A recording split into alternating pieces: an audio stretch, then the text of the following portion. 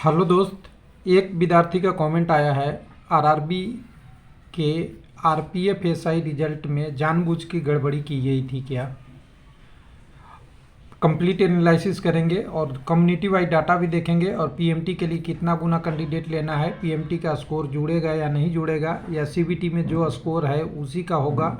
और अगर कहें कि ऊपर वाले कैंडिडेट चले गए तो ये बाकी रिवाइज रिजल्ट वालों का मौका मिलेगा कि नहीं मिलेगा, उस पर भी बात करेंगे। और बहुत सारी चीज़ें इसमें डिस्कस करेंगे जो आपने कभी यूट्यूब पे नहीं देखा होगा, खास करके आरपीएफ एसआई के मेल और फीमेल कैंडिडेट। मेल तो देखे भी होंगे, फीमेल कैंडिडेट ऐसा एनालिसिस शायद नहीं देखे होंगे कहीं पे। उनके लिए ये टेक्निकल एक स्टडी है और इस चीज़ को स्टडी करके समझेंगे इस वीडियो के माध्यम से तो दिखेगा कि ईडब्ल्यूएस तो बहाना था, ओबीसी को खुशखबरी मिला है। और ओबीसी को खुशखबरी जो मिला है, ओबीसी की सीट यूआर को दिया गया था।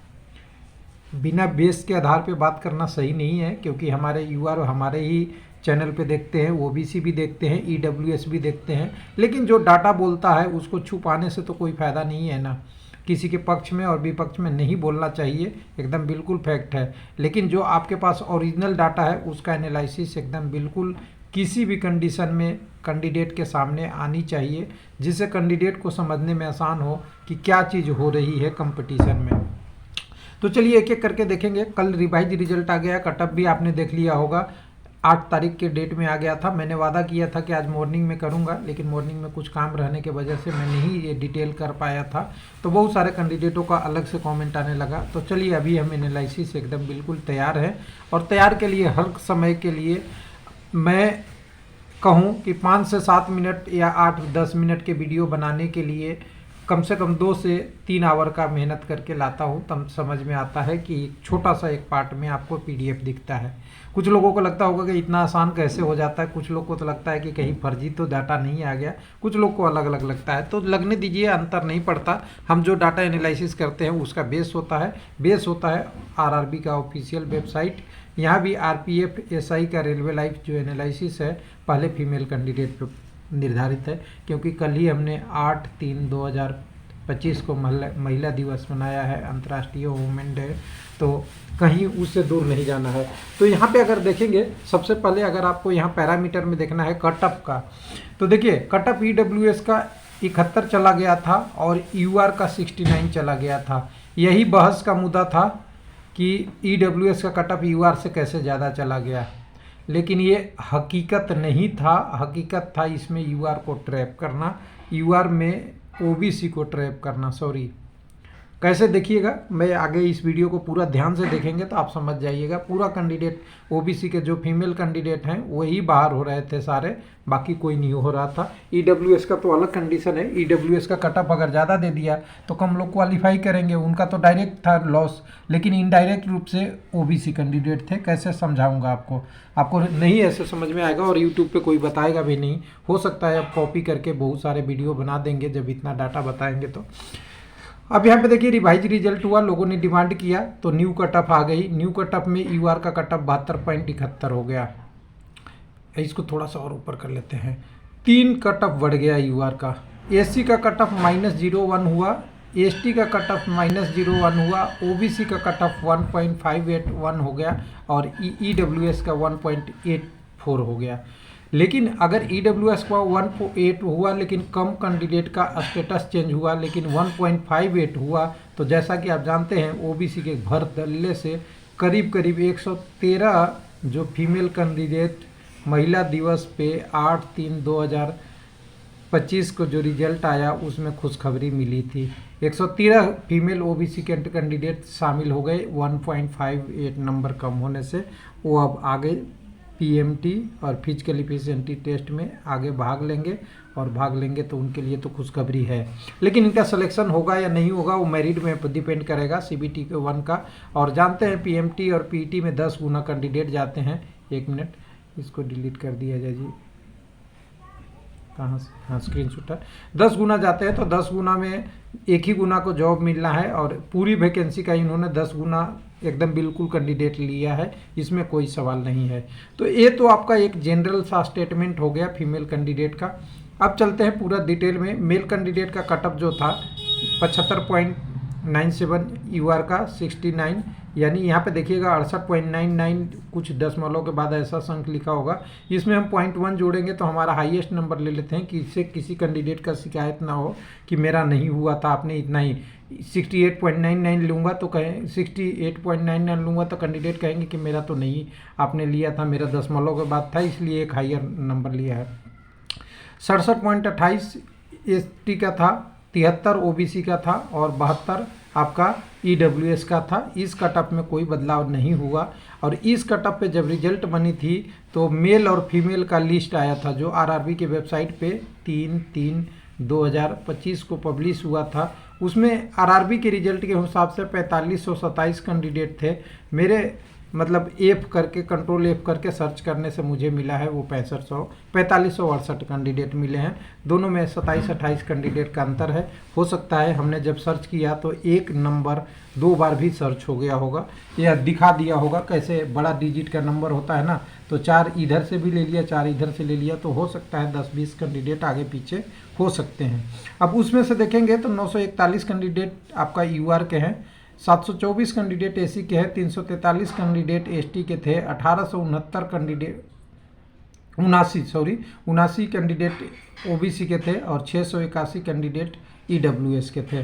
टोटल इतना था। लेकिन इसके बाद आपका एक रिवीजन आता है तो रिवीजन में सारे कैंडिडेट जो बाहर होते हैं 166 वो यूआर के होते हैं, बाकी किसी कम्युनिटी का कोई चेंज नहीं होता है। यहाँ तक भी कोई दिक्कत नहीं है। 166 कैंडिडेट बाहर हो गए तो यूआर वाले कैंडिडेट की संख्या कम हो जाएगी, सिंपल सी बात है। तो अब क्या रिमेनिंग कैंडिडेट जो बच गए 775 बच गए यूआर का, 724 है आपके वही संख्या रह गई जो पहले थी एसी एसटी ओबीसी और ईडब्ल्यूएस के लिए। टोटल मिलाकर 4402 कैंडिडेट हुए। रिवाइज रिजल्ट आया तो उसमें जो ऐड हुए female candidate, actually male candidate की संख्या में कोई चेंज नहीं हो रहा है। यहाँ से ध्यान दीजिएगा, ये फीमेल का चेंज हो रहा है। तो फीमेल कैंडिडेट या वोमेन कैंडिडेट नहीं कह सकते, फीमेल कैंडिडेट कहना सही रहेगा।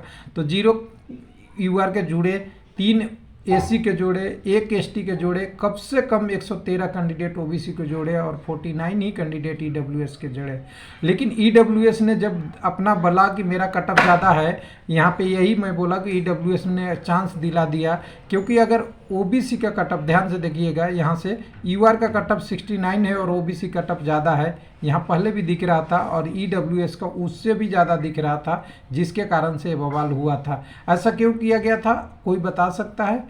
तो इसका एक ही रीज़न है, जो कैंडिडेट ओबीसी से भरे थे उसमें से भी कुछ कैंडिडेट को किसी कारण से या ईडब्ल्यूएस के कैंडिडेट को किसी कारण से यूआर में एंट्री नहीं मिल रहा था, जबकि उनके नंबर यूआर से ज़्यादा होंगे, या कुछ और सोच के मापदंड इन्होंने बना दिया होगा कि फॉर्म भरते वक्त कुछ उन्होंने किया या जो भी किया वैसा कोई कंडीशन बना होगा। लेकिन ध्यान दीजिएगा कि रूल ये कहता है कि जो कैंडिडेट सबसे ज़्यादा लाया वो यूआर में जाएगा, बशर्ते वो एज बेनिफिट नहीं लिया हो। एज बेनिफिट अगर ओबीसी का लिया था तो ओबीसी में ही रहेगा। ईडब्ल्यूएस में तो एज का भी कोई लफड़ा नहीं है। कई बार कैंडिडेट क्या लिख देता है, नॉन क्रीमी लेयर का ओबीसी का रिजर्वेशन रहता है, वो नो कर देता है तो वो भी यूआर में कंसीडर होता है, क्योंकि ओबीसी का अधिकार खो देता है। अगर यस रखेगा तो ओबीसी में जाएगा, वो एक कंडीशन था। तो यहाँ पे दोनों का जो कटअप जो ज़्यादा था इस यूआर से, तो इसी का तो बेनिफिट यहाँ मिला है। जबकि पिछली बार फाइनल रिजल्ट आई थी तो सेम कंडीशन ऐसा था कि ओबीसी का कटअप और ईडब्ल्यूएस का कटअप, ओबीसी का, पिछली बार तो ईडब्ल्यूएस नहीं था, ओबीसी का कटअप यूआर से ज़्यादा चला गया था फाइनल में एक आध जगह पे। उसमें क्या हुआ था, जो कैंडिडेट एज का बेनिफिट लेके गए थे जिसके कारण से उनका एज नंबर तो ज़्यादा था लेकिन यूआर में कंसीडर नहीं होते। लेकिन यहाँ तो CBT 1 था, CBT 1 में ही ऐसा हो गया था, वो गड़बड़ी था, यही एक मेन कारण था। अब यहाँ पे देखिएगा तो अब जब 113 कैंडिडेट ओबीसी बढ़ गए तो इसमें एक कैंडिडेट आपको एक जो संख्या दिखा 166 फीमेल कैंडिडेट, ध्यान दीजिएगा, यूआर के थे उस लिस्ट में जितनी भी थी उस कटअप के 69 के कटअप करने से, और ये 166 बाहर होना, जब आपको आश्चर्य महसूस होगा कि जो फीमेल की वैकेंसी ही टोटल 28 है, टोटल 10 गुना कैंडिडेट लेने हैं, 280 लेने थे और 166 कैंडिडेट इन्होंने ज़्यादा कैसे कैलकुलेट कर दिया है, साजिश जैसा या जानबूझ करके ही तो दिखता है। इसको अगर घटाएंगे संख्या में तो यहाँ से 10 में से 4 आता है, या 9 में से 6 या 3 आता है, और यहाँ से देखेंगे 134 कैंडिडेट मात्र उसके बाद बच गए। तो समझिए 166 कैंडिडेट यूआर में देने का मतलब ये था कि यूआर वाले का कम से कम यहाँ राहत मिल रही थी, अब जान के मिल रही थी या जैसे मिल रहा था। यूआर वाले फीमेल कैंडिडेट को अब इनको स्टैंड बाई में रख दिया है, 166 को बाहर कर दिया है।